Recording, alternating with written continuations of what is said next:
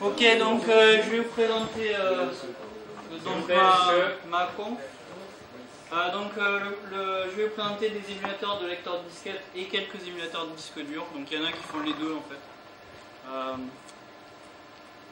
En introduction, je vais faire quelques rappels sur ce qui existe pour stocker des informations avec des Apple II. Alors je ne sais peut-être pas complet parce que je ne suis pas du tout spécialiste d'Apple II. Donc s'il manque des choses, vous pouvez me l'indiquer. Donc au niveau contrôleur de lecteur de disquette, le premier contrôleur qui est sorti, donc c'était le disque 2, donc il gère un ou deux lecteurs 525. Après il y a un autre lecteur, donc les deux lecteurs se branchent directement sur le disque 2. Le lecteur suivant, le Apple 525, lui gère pareil un ou deux lecteurs 525, mais ils sont chaînés, c'est-à-dire qu'on branche le premier, puis ensuite on branche le deuxième sur le premier lecteur. Un autre, l'Unidisc, donc ça c'est beaucoup plus évolué, donc ça gère des lecteurs 525 mais aussi des 3.5 en double densité et des disques durs au format SmartPort. Donc alors on l'appelle, il y a plusieurs noms, c'est la carte contrôleur Lyron, enfin c'est Lion en japonais, ou SmartPort, ce genre de choses. Ensuite il y a tout un tas d'autres contrôleurs qui sont sortis. Alors les émulateurs de lecteurs disquettes, ils gèrent essentiellement le premier et le troisième, le disque 2 et l'Unidisc, pour gérer à peu près tout ce que permet de gérer à peu près tout ce qu'on veut. À la fin, j'ai trouvé, alors je ne savais pas du tout, il y a quelques contrôleurs qui permettent de connecter des disques durs, alors soit avec des contrôleurs spécifiques, soit avec des contrôleurs ACSI, voire IDE. Mais IDE, c'est un truc que, a priori, je ne sais pas si ça existait à l'époque, c'est un truc récent. On en parlerait. Non, ça existait à l'époque. Ça existait à l'époque. Si. Non, en 80, bien, mais il y en a eu assez tôt.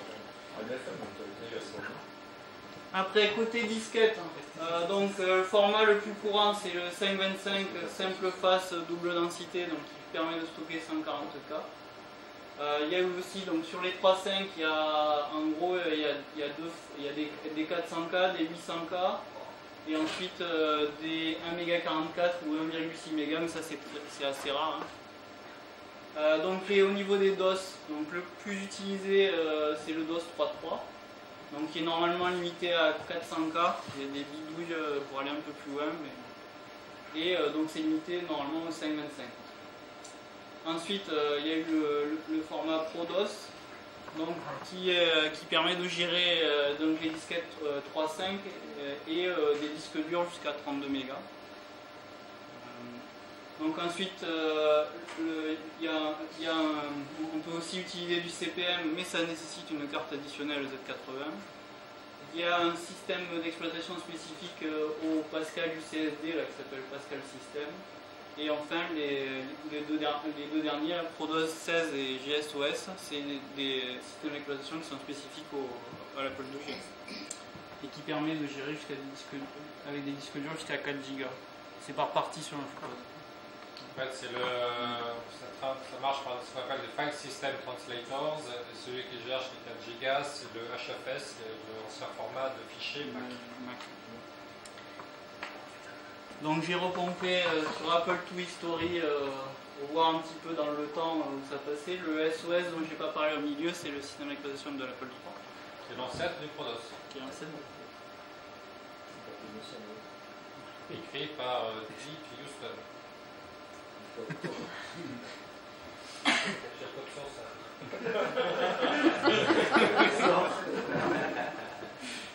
Donc après, puisque ce qu'on veut faire c'est émuler tout ça, donc on va passer par des formats de fichiers qui reprennent les disquettes, donc qui reprennent le contenu des disquettes. Donc format de fichier, ce qu'on trouve le plus c'est du .dsk. Alors en théorie ça devrait contenir que des disquettes DOS 3.3. En pratique il y a aussi des ProDOS dedans.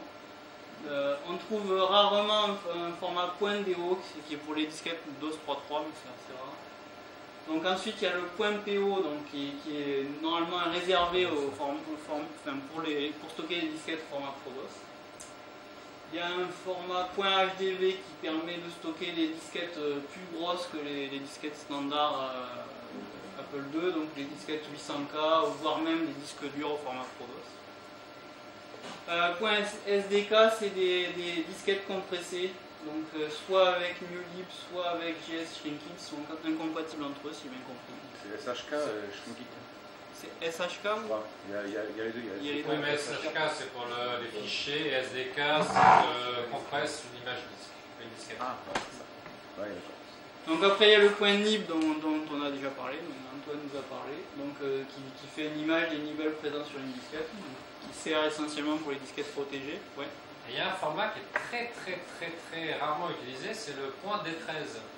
Pour faire une image standard ou lisible de disquettes 13 secteurs. On n'en trouve quasiment pas. Moi j'ai récupéré ça sur DOS 3.2. Donc après il y a des points 2MG ou points 2 IMG, donc qui sont des images de point DSK ou point NIB avec une entête de 64 octets de métadonnées. Donc après ça dépend, les émulateurs de lecteurs disquettes ils vont gérer essentiellement le point DSK, le point PO, et après suivant il y a certains modèles qui vont émuler plus de NIB aussi. Les points NIB, oui, les points NIB.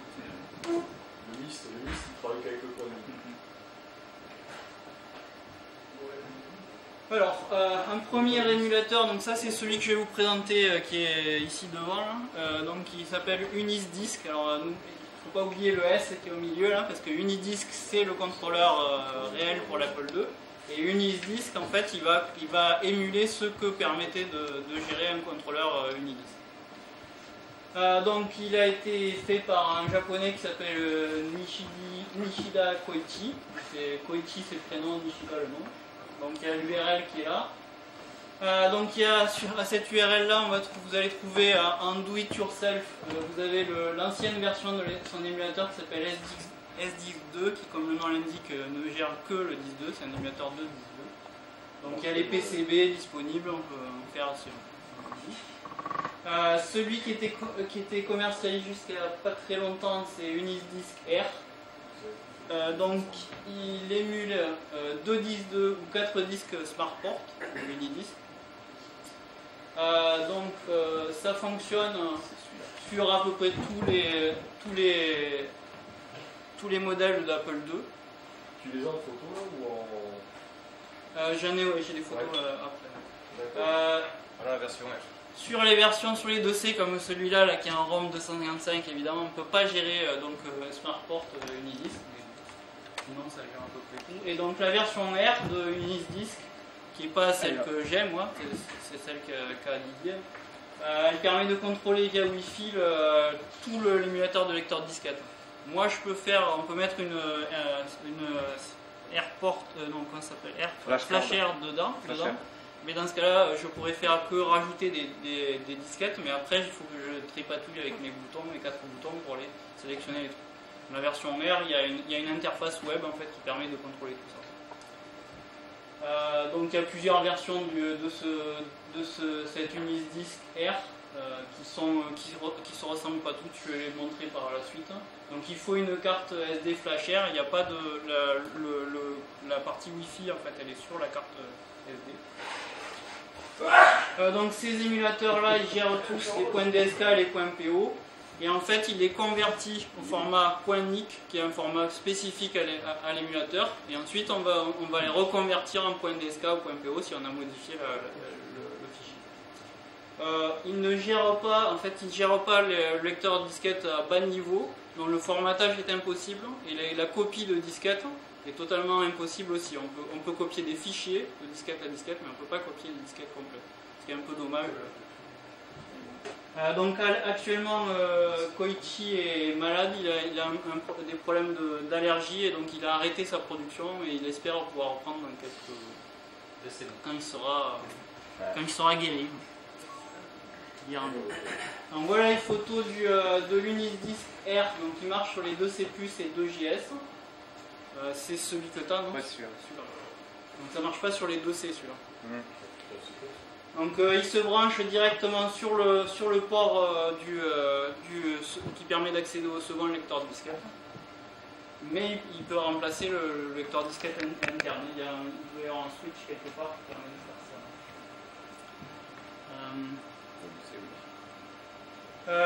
L'Unisdisc R19, donc ça c'est pour tout ce qui est 2, 2+, et 2E, donc il se connecte sur un contrôleur disque 2, enfin une carte contrôleur disque 2. Et on peut chaîner derrière un vrai lecteur.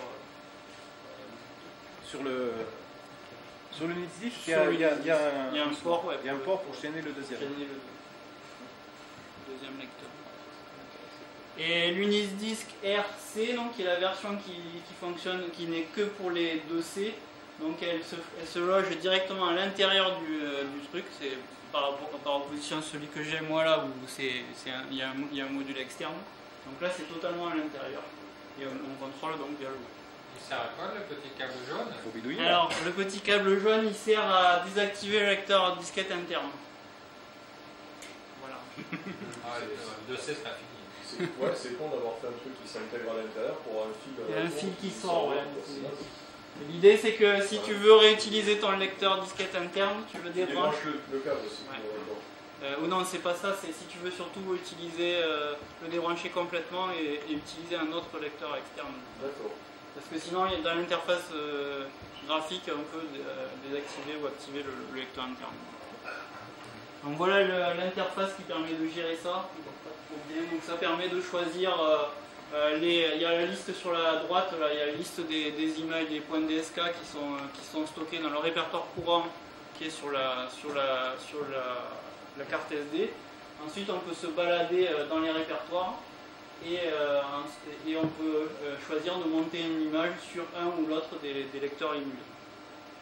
Donc il y a un truc pour pouvoir indiquer qu'il y en a un des deux qui a un vrai lecteur 5 pouces. Alors on peut ensuite créer des répertoires sur la carte SD, envoyer des images DSK sur la carte SD, les télécharger, il modifie, il fait la transformation dans ce cas-là en point NIC et ressortir du point NIC pour repasser un DSK, etc. Ouais. Il y a des choses que je ne comprends pas. Qui dit Unisdisc dit SmartPort ou Ouais. Oui, il doit y avoir une autre version de l'interface pour gérer le SmartPort. Moi, j'ai pas eu comme je l'ai pas. Parce que là, ça veut dire qu'on peut avoir que 2 images montées. Ouais, mais logiquement, la version précédente, elle gérait jusqu'à 4 images, donc jusqu'à 4 lecteurs. Donc là, il est en mode disque 2, et si on le met en mode Smart, il doit... Alors, je sais pas comment on fait, parce que j'en ai pas, moi. Reset à Ah ouais, tu veux faire Reset reset à à Smart, et là, tu Reset à Smart, ouais, ok. et là, tu dois avoir les 4 lecteurs qui apparaissent. Okay. Alors, ça gère pas les disques durs, par contre, l'Unisdisc. Il n'y a aucune version qui gère de disques durs. Par contre, les points PO, ils peuvent faire à peu près la taille qu'on veut, donc on revient à un disque dur.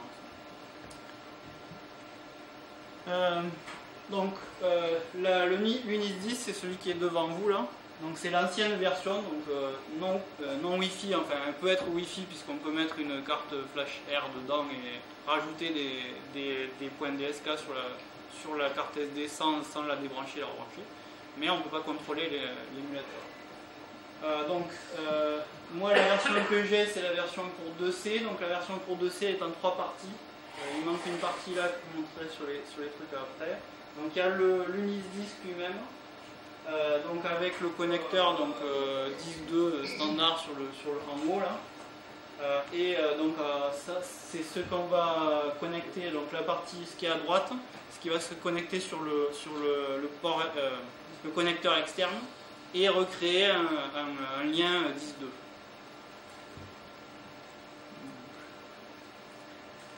Le montage, donc ce qu'il faut faire, c'est qu'il y a une espèce de petit connecteur là, qui vient se placer entre le connecteur externe et la nappe qui repart du lecteur disquette interne. Et c'est là où il y a le petit fil là, qui ressort.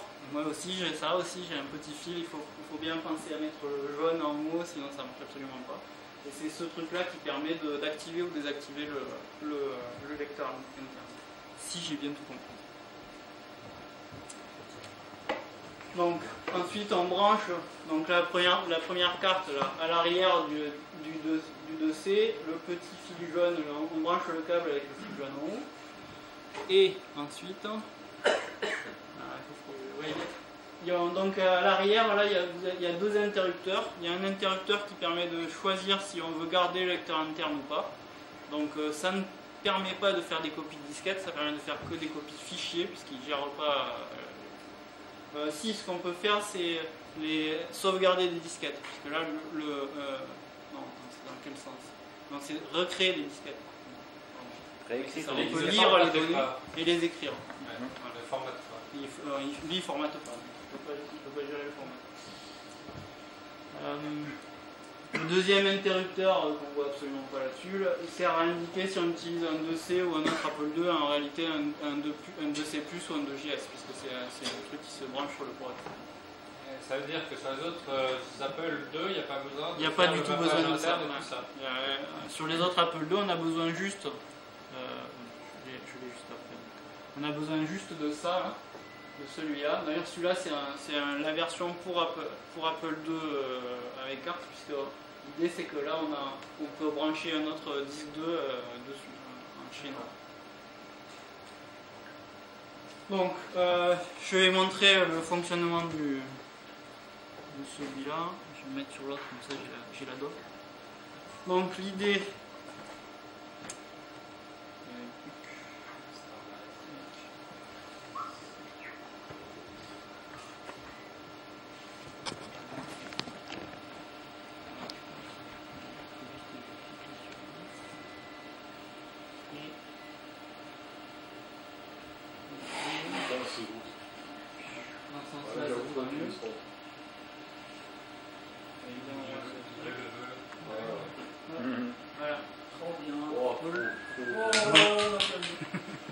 Alors, je vais aller bidouiller sur mon truc. Oui, bien sûr. Puissant les potes. Donc, il va me demander de mettre la disquette suivante. C'est le seul Apple qu'ils ont bien fait. Tu veux un porteur? Non, c'est pas bon. Ouais, Ah, c'est pas mal. ça bug un peu. Hein. Ça a été mal déprotégé. Ouais. Alors, C'est la partie de compression. donc là, ce que je vais faire, c'est que je vais aller sélectionner la disquette 2, donc il y en a deux. Ensuite, j'appuie, donc pour sélectionner les disquettes, c'est les boutons blancs qui sont en bas là. Et pour valider, le bouton noir. Tac, je valide. Alors là, le point de NIC avait déjà été créé, sinon à ce moment-là, il recrée le point de NIC. Et on a la deuxième disquette qui est chargée et qu'on peut utiliser.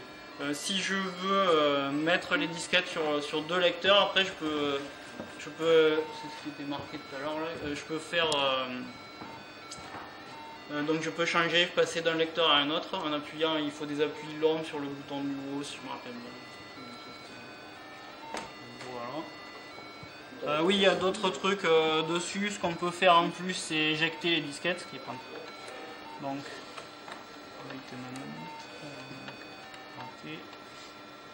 voilà, si je veux changer le lecteur disquette, j'appuie long, je fais un appui long. Le son est bon, hein. Ouais, c'est pas mal. Ouais, c'est pas mal, tu vas aller Alors,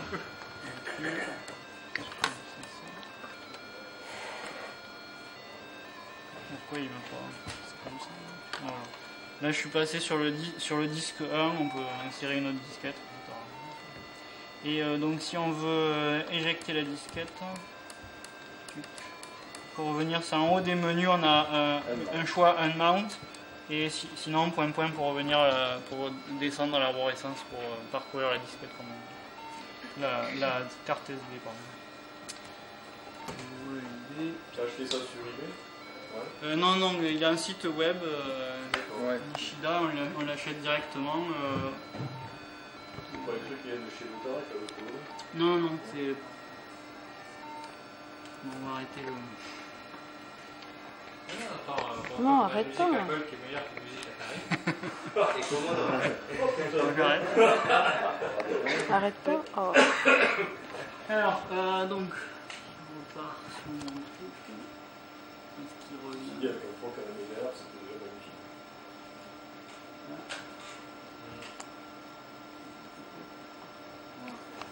Donc c'est ce que j'ai montré, donc le bouton du haut ça permet de passer en mode function, donc qui permet de choisir les disquettes. Dans les deux boutons du bas ça permet de faire défiler en fait les disquettes, les images dans un sens et dans l'autre. S'il y a des répertoires en appuyant appuyant sur le bouton noir, on descend dans le répertoire, etc.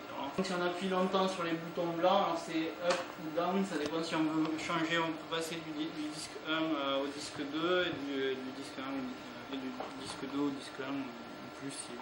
En fait, il faut un bac plus 5 pour l'utiliser.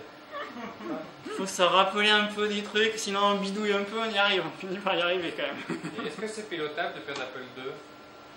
Non, il n'y a pas de programme interne, ouais. C'est dommage. Ce que tu as sur les HXC, il n'y a pas d'équivalent.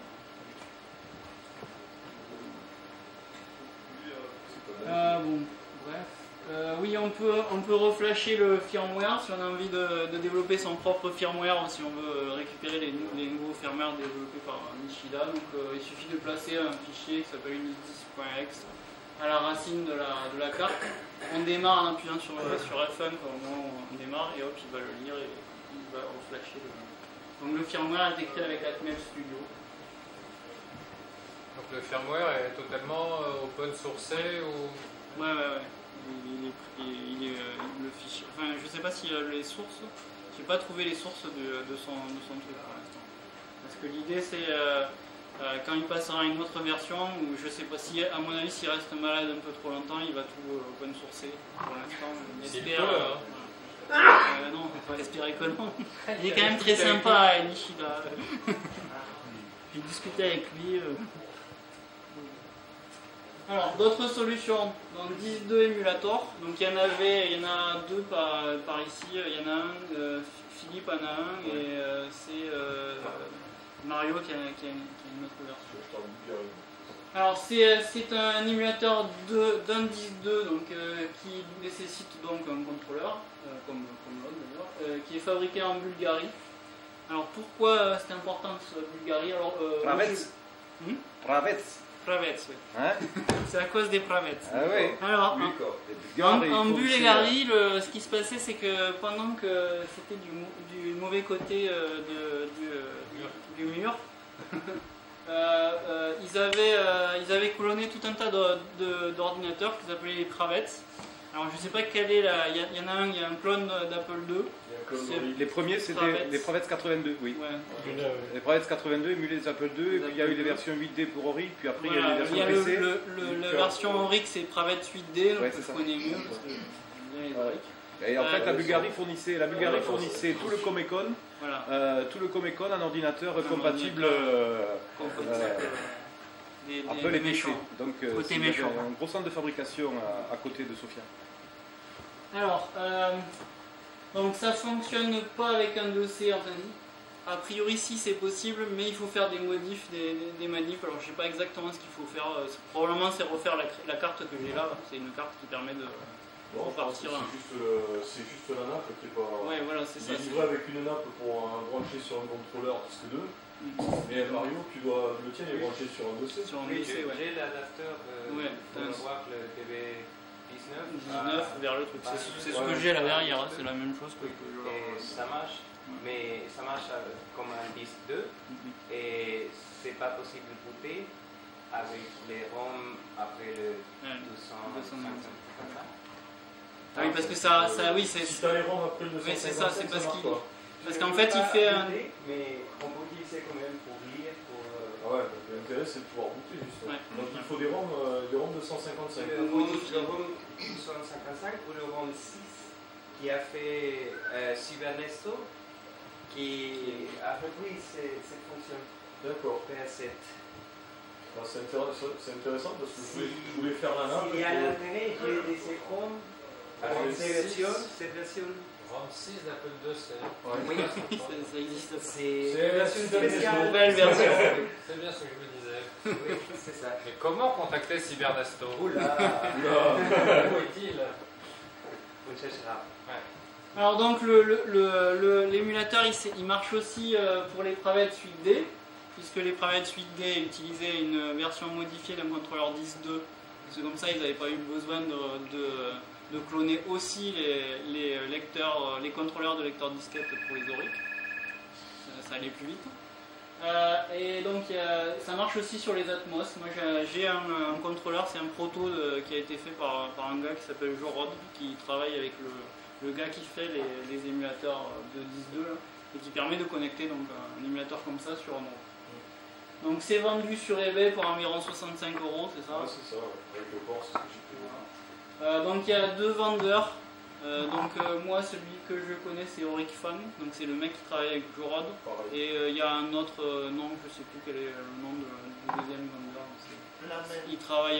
Ils travaillent ensemble, c'est exactement la même chose.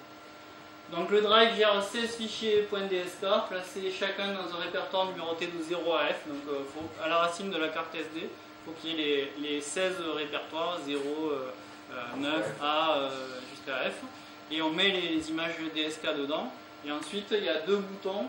Il y a un bouton qui permet de changer, de passer d'un répertoire à un autre, et un autre pour valider. Donc, quand on est arrivé, si on est au F, et si on est au 1 et qu'on veut le 0, il faut tout faire défiler pour revenir au 0. C'est très pratique. Mais... Ouais, c'est assez sympa. Voilà. Ça marche. Alors, il faut faire très attention avec ce truc-là, mais c'est pareil pour la plupart des émulateurs, à bien le brancher dans le bon sens. Sinon, punition. Donc ça flingue le lecteur. Donc on peut acheter un truc comme ce qui est visible là, qui permet alors ça se place au niveau du contrôleur disque 2, et comme ça il y a un détrompeur. On risque moins de se tromper. Bon, un truc qui est beaucoup plus évolué, le CFFA 3000, donc ça se trouve sur dreher.net. Donc il y a un nouvel ensemble de cartes qui va démarrer en novembre 2015, s'il tient son planning. Il faut s'inscrire sur la run list. Ouais. Pour pouvoir être servi en temps voulu, sinon ça va partir comme des petits ça gère, c'est toujours des CF, ou la prochaine version il aura des SD? C'est toujours la même. Toujours pour l'instant il a toujours le même look. Donc a priori il vaut mieux mettre des clés USB, parce que les cartes CF ça coûte un bras et c'est pas très fiable en plus, donc vous pouvez oublier. Il vaut mieux mettre une clé USB à l'intérieur, il y a des d'autres petites.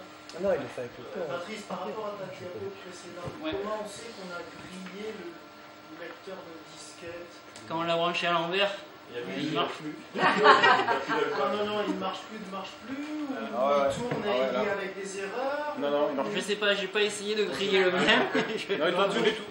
Il fait plus rien du tout. Le mien, si vous voulez. Ça marche très bien avec les vrais aussi, si tu les mets à l'envers.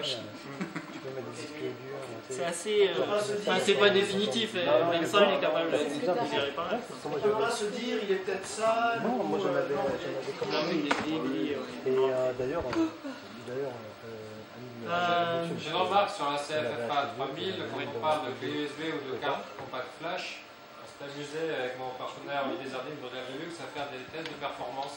J'avais écrit un petit soft, j'ai oublié le nom. J'avais plus vite de la SF. Benchmark. Pour voir quelle vitesse on lisait, que je fasse bien avec des cartes ACSI que des cartes style CFFA ou autre. Ce qu'il en ressortait, c'est qu'il fallait une carte Coinastic USB ou une carte compact flash ultra rapide, et qu'il valait mieux privilégier le format PO ou autre, parce que la manière de lire les données se font par bloc, et le format de MG, comme tu l'as noté, ajoute un en-tête, ce qui décale la lecture.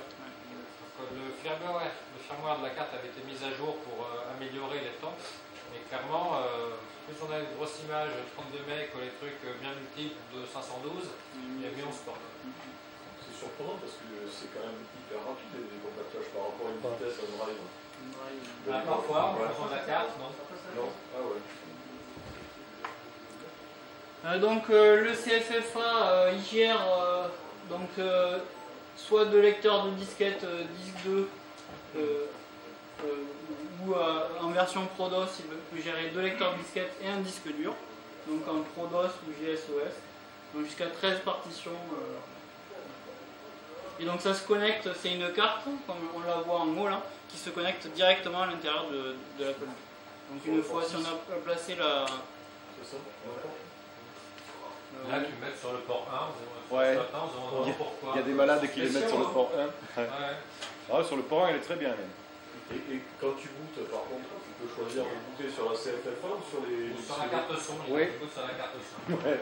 Et là ça fait du joli bruit. Là. Quand tu bootes, tu affiches M. sur M et puis là tu bootes. Moi je boot en slot. Tu peux bloquer. Moi je boot en slot 1. Pas qu'elle boot sur la carte. Tu bootes en slot 1. Je boot en slot 1 parce que j'ai la slot 1 celle-là. En slot 2 j'ai une RAM face avec un disque dur, donc je peux aussi booter sur le dur. Et puis après je peux booter sur le 5 une 3.5 et sur le 6 une 5.5. D'accord. Comme ça j'ai l'ensemble des. Tu choisis le démarrage. Je choisis le démarrage. Et les slots se font visiter du slot le plus grand au 7, slot le plus petit. oui. Et sur un RAM 3, tu n'as même pas besoin de faire ça. C'est pas grave. Oui, non, mais moi j'ai gardé les vieilles habitudes du romain, c'est pour ça. Ah, c'est clair. Il faut noter qu'on peut connecter une compact flash et une clé USB simultanément. Voilà. Ouais. On a les deux stockages accessibles. Dans tous les cas, donc ça marche que dans les Apple II où on peut brancher des cartes. Donc ça marche absolument pas sur les 2C, 2C+. Et sur le 3 GS, si, ça doit marcher. Et sur le 3 Alors, ça fonctionne très bien. Sur ça marche 3. aussi sur l'Apple 3 Ouais. J'ai testé. Ah bon, on en a qui? Non, c'est le mien. Donc il gère des images DSK 2MG, donc vaut mieux pas, et des points lib. Ça permet de stocker des milliers de fichiers images, normal. Ça permet de booter directement DOS 3.3, Pascal, CPM, Contiki, Prodos, GSOS, s'il n'y a pas du tout de lecteur dans le site. Et donc ça nécessite 2 slots si on veut utiliser un disque dur et lecteur disquette. 2 slots libres, il faut avoir 2 slots libres. Comment tu choisis le fichier de boot en l'occurrence? Il y a une interface, oui, j'ai pas ouais, il y a une interface au démarrage. Il y a une interface au démarrage qui te permet de ouais, c'est pas une présélection de fichiers à faire. Dans l'Apple de GS, ils ont ajouté un élément au contrôle panel auquel on accède en appuyant sur Home, contrôle Escape. Ouais. Et c'est vachement bien foutu, un peu comme un transform GS. Et là, tu peux choisir sur la gauche l'interface avec les images disponibles et à droite les partitions que tu peux ajouter. Vous verrez ça demain sur le site dreher.net. En fait, il y a une vidéo où il présente ça. Oui, sinon. Ouais, il est bien fait. La prochaine question, c'est un gars capable de dire comment on fait pour enlever une image disque assignée au travers de l'interface sur suppreneur.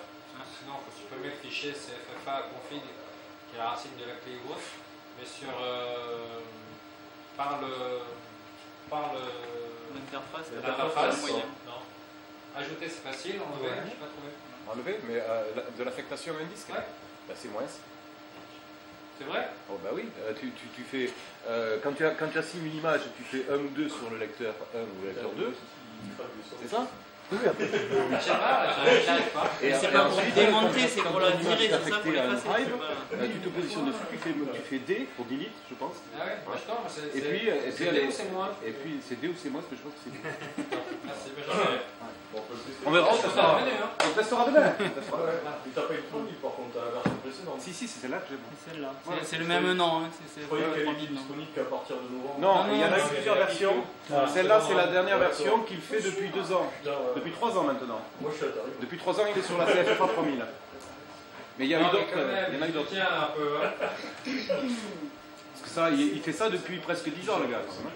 Il y a eu des versions successives. Ah si, j'ai bien compris, l'origine de ce genre de carte, ça vient de France. Je dis ça en passant, mais ça n'a pas enregistré sur YouTube. C'est ce que tu m'as dit, ouais. Tu sais ça vient d'où exactement, tu sais? C'est trop vrai. Hein? Donc il y a un truc qui est quasiment équivalent qui s'appelle Big Mess of Wires.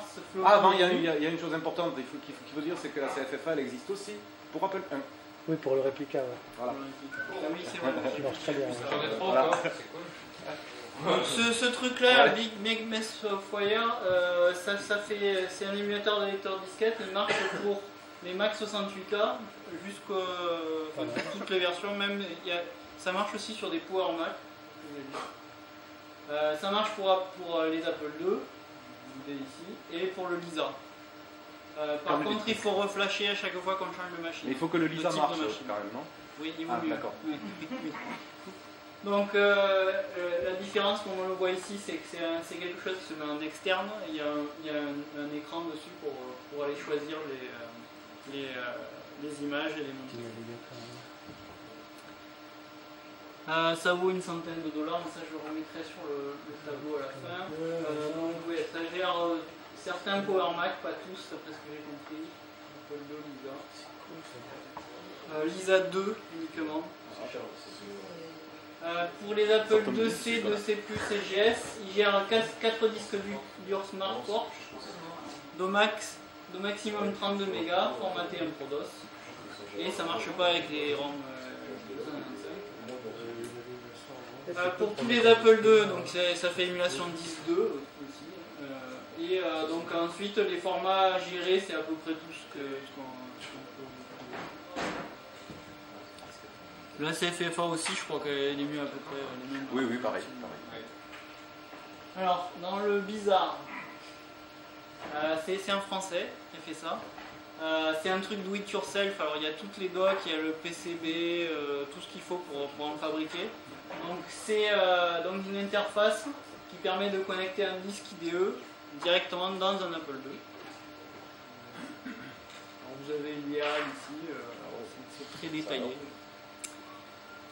Ça peut gérer deux périphériques IDE, donc par exemple un disque dur, un lecteur de CD-ROM ou deux disques durs. Donc tout est fourni, les schémas de montage, PCB, les drivers et des OS bidouillés pour que ça soit reconnu comme si c'était du ProDOS. Donc c'est compatible FAT16, donc il y a des patchs en fait pour émuler les ordres DOS 3.3 et ProDOS.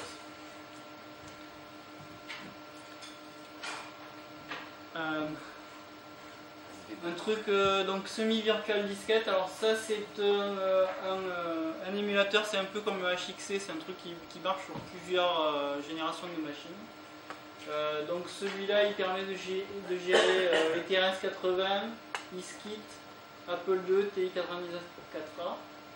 Donc ça nécessite un PC, c'est un truc qui se connecte ensuite sur un PC. Via une connexion série, donc la série c'est côté PC, après dans l'Apple II c'est du disque 2. Donc le PC il va gérer les images de disquette, il remplace en gros la carte SD ou la clé USB.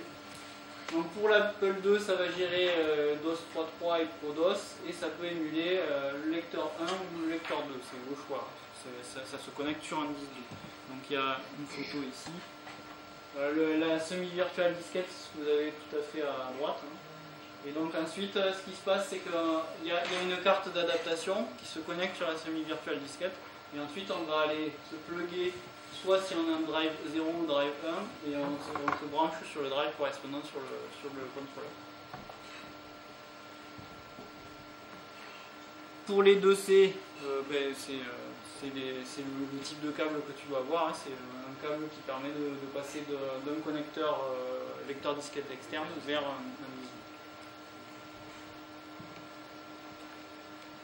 Donc il y a deux solutions. On peut soit acheter ça pour tout fait pour environ 100 $, soit tout est disponible, c'est open source, on peut s'en fabriquer un si on veut. Tu dis existe le mode do it yourself, tu choisis quand même la carte d'interface à l'achat. La carte d'interface. Tu disais qu'il y avait une carte qui dépendait du si tu peux te la faire, hein, c'est pareil, il y a le PCB pour se la faire, la carte d'interface. Non, mais pour ceux qui savent, voilà, là le truc, les Exas c'était la version Apple II. Ouais. Si on veut relier intéresse, non, les PCB qui sont sur le site web, c'est de la carte d'interface et de tout ce qui est dans le boîtier semi-virtual disquette. Tu fais ce que tu veux en fonction de ce que tu veux faire toi. Mais si tu veux faire tout fait pour 100 $.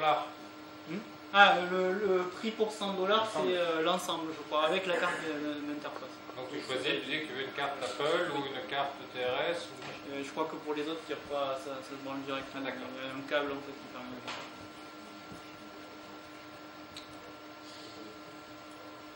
Alors, SmartPort CFA.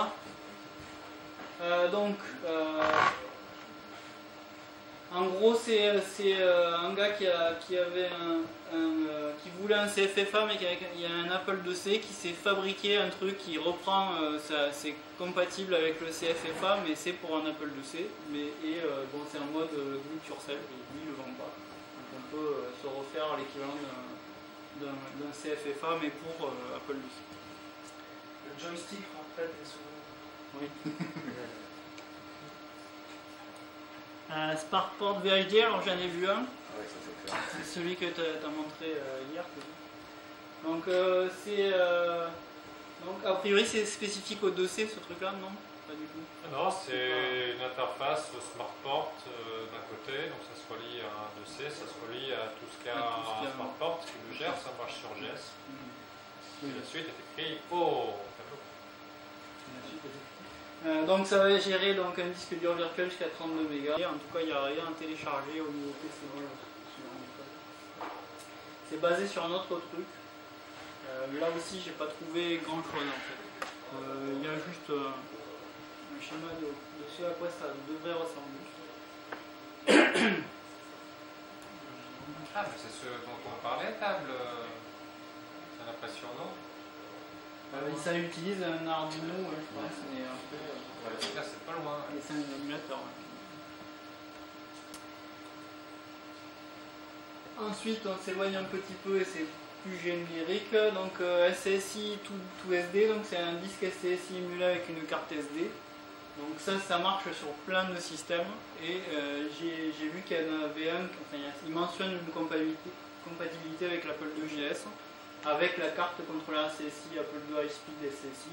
Après, je sais pas, le truc c'est que le gars il n'a pas tout ce qui est disponible, donc il rajoute en fait quand il y a quelqu'un qui a acheté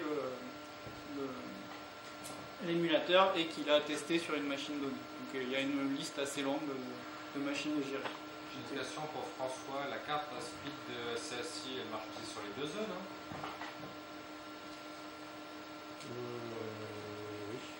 Donc on marche sur la compatibilité 2E. Lui il marque en fait que ceux qui a été testé par un de ses clients, comme ça, s'il y a quelqu'un qui l'achète et que ça marche pas sur sa machine, c'est de sa faute.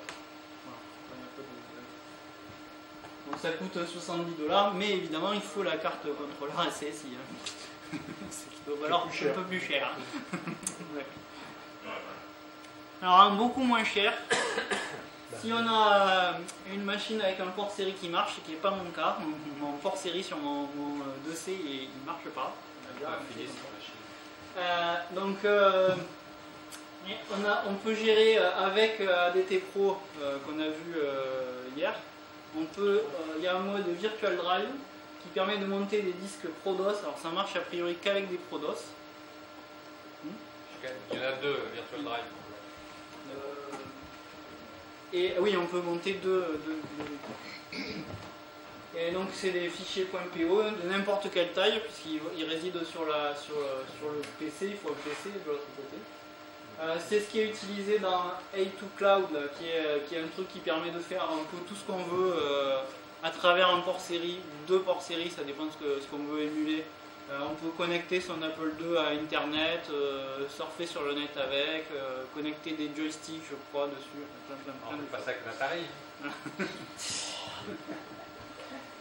Il y a une variante de Virtual Drive, donc celle-là c'est VS Drive, la version qui utilise le port série. Il y a une version qui utilise Ethernet.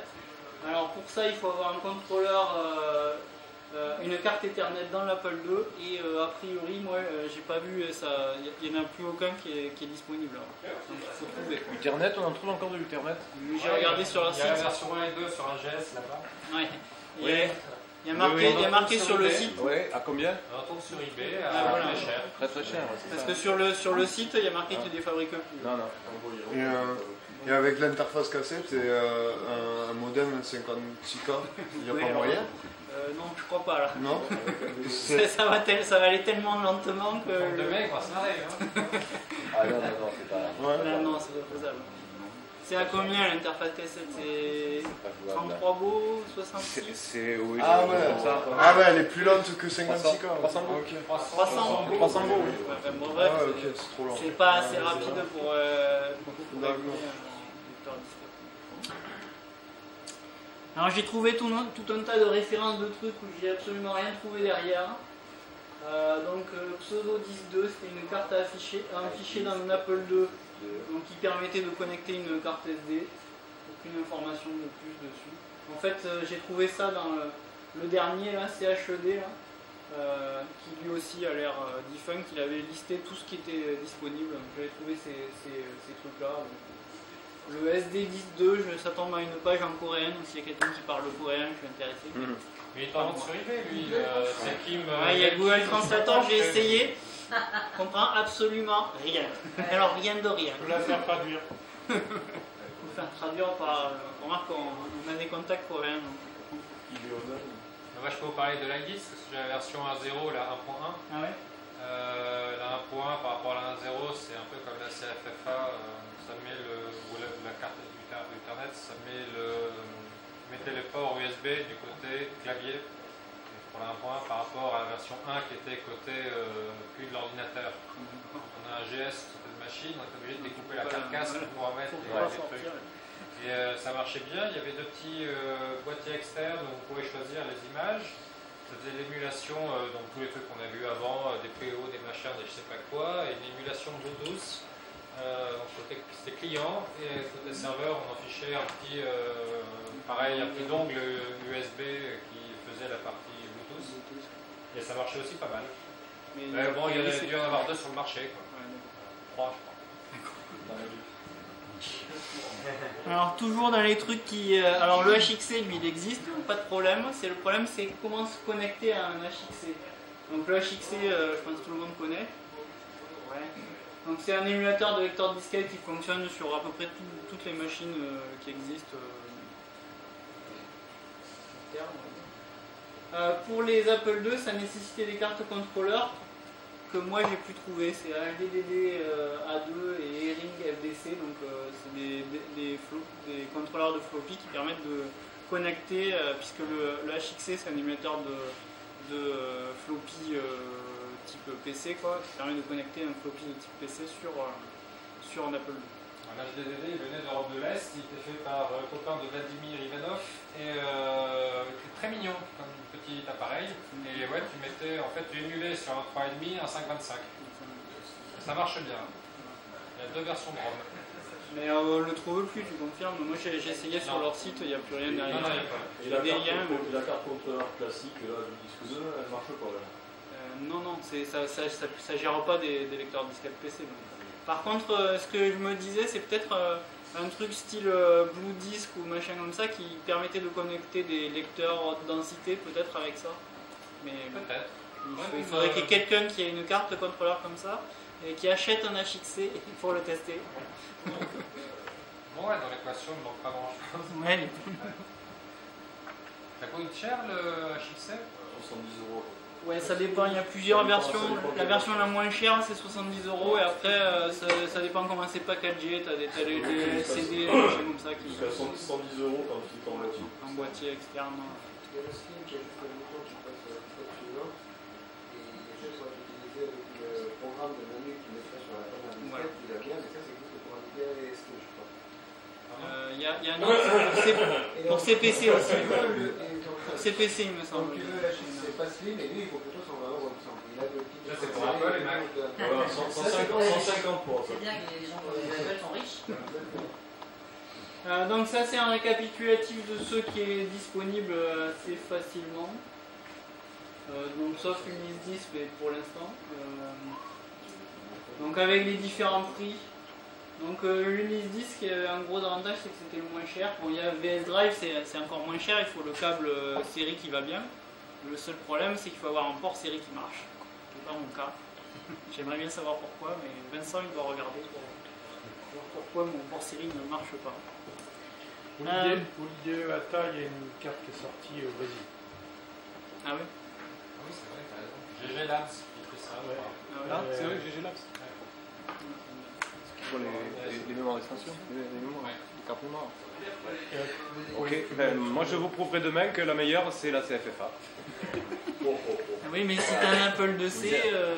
Ouais, non, mais on n'a pas d'Apple IIc quand on a un Apple, on n'a pas d'Apple IIc. On a du 2, du 2GS, du 2E, on a tout. mais du C, non. Bon, j'ai Machine fermée, ça. voulu parler des autres machines. Salut, c'est fini. Ok. C'est bien. Merci. En commençant par l'Auric parce que. Qu'est-ce qu'il y a marqué là? Oui, il faut être ouvert. Voilà, sur Auric, il y a deux lecteurs qui existent. Il y a pour les bulgares, c'est l'Auric SD, celui du bas, c'est celui que j'aime. Je suis pas bulgare, mais j'ai des programmes en bulgare, donc Ah bon? faut que je m'y mette au bulgare.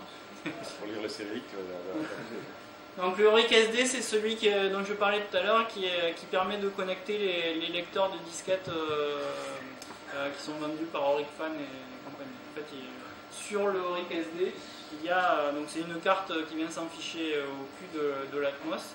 Il y a un contrôleur 10.2 qui permet après de brancher. Il y a deux ports comme sur tous les 10.2, donc on peut a priori brancher un vrai 10.2 derrière. J'ai jamais essayé. Après, donc il y en a plein. Hors HXC, donc HXC ça marche sur plein de machines. Donc le ZX-Pan c'est un truc très spécial parce que ça fait plein de choses que le ZX81 ne faisait pas. Ça gère le son, gère les joysticks. On peut accéder directement à une carte SD dessus. Ça fait clavier aussi? C'est utile. C'est possible, ouais. Il me semble que j'en ai vu où il y a des mecs qui branchaient des claviers USB dessus. Trop bien. Le ZX81 à la limite, il serait pas là. Bon, après il y en a plein, donc pour les Atari 8 bits, TI-99 4A, Thomson, j'étais obligé de marquer Thomson. Tu t'as payé non pour mettre la référence? Non, non. Oh putain. Et les Six, et après là où il y en a le plus apparemment c'est sur les C64, ce qui paraît que c'est la meilleure machine au monde, j'ai entendu dire. C'est pas totalement beau. Moi j'en ai pas, alors je peux pas savoir. C'est pour remplacer la carte de disquette? Ouais. Il y avait des trucs aussi pour remplacer, pour connecter à une USB à la place du port cartouche, donc pour remplacer les cartouches. C'est intéressant, mais a priori c'est pour